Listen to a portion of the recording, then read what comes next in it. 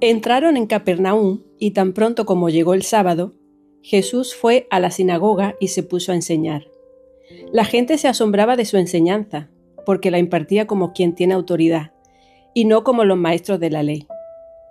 De repente, en la sinagoga, un hombre que estaba poseído por un espíritu maligno gritó: «¿Por qué te entrometes, Jesús de Nazaret? ¿Has venido a destruirnos?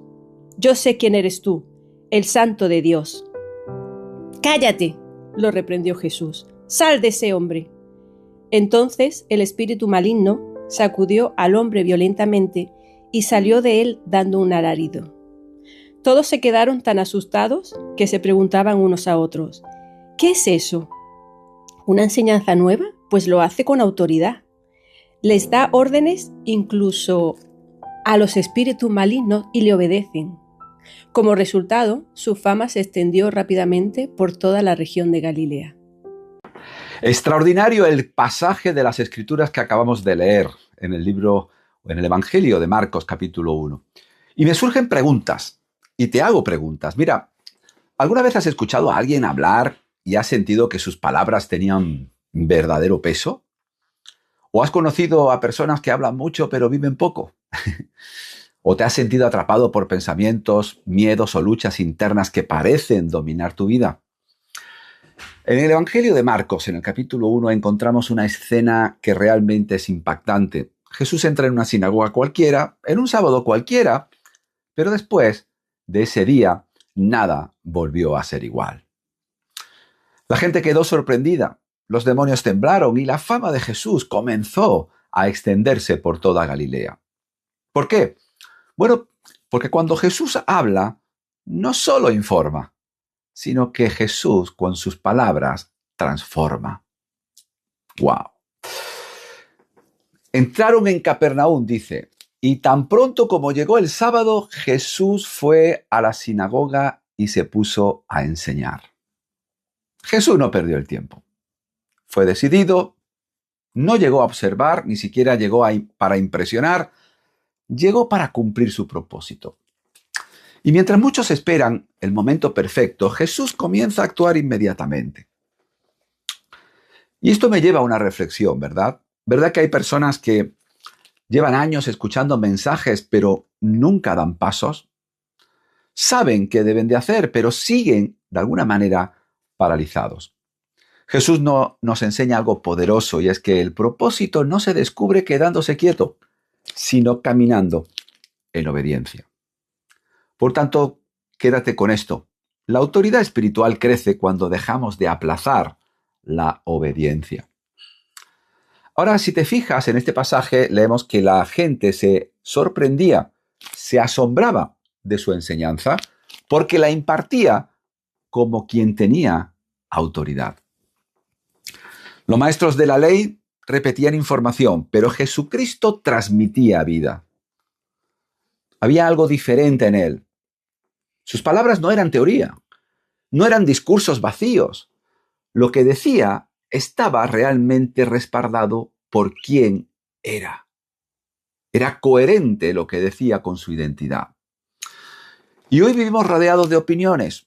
Muchos hablan en redes, aconsejan, opinan, critican, pero la verdadera autoridad no viene del volumen de la voz, sino de la coherencia de la vida, querido. Jesús tenía autoridad porque vivía conectado con el Padre. Hay padres que perdieron autoridad en casa porque dejaron de vivir lo que enseñan. Hay líderes que están agotados intentando convencer con palabras lo que no sostienen con su ejemplo o con su carácter. Por eso la autoridad espiritual nace en lo secreto. Las palabras impactan más cuando la vida las respalda. Ahora también leemos que los espíritus malignos reconocieron quién era Jesús. De hecho, exclamaron: «Yo sé quién eres tú, el Santo de Dios», le decían a Jesús. Qué impresionante, ¿verdad? Muchos humanos dudan de Jesús, pero el mundo espiritual sabía perfectamente quién era él. La oscuridad siempre reconoce la luz inmediatamente, ¿no te has dado cuenta?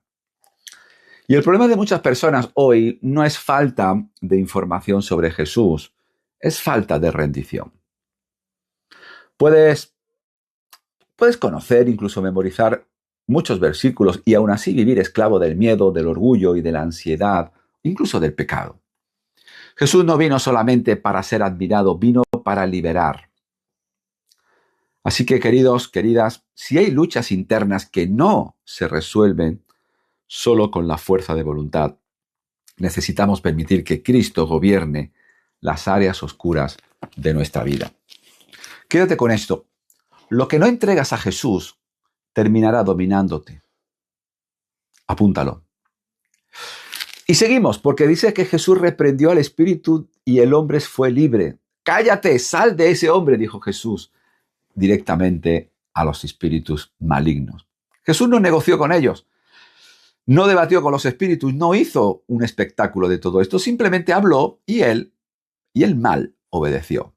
Y eso demuestra que la autoridad de Cristo es superior a cualquier fuerza espiritual, emocional o incluso mental.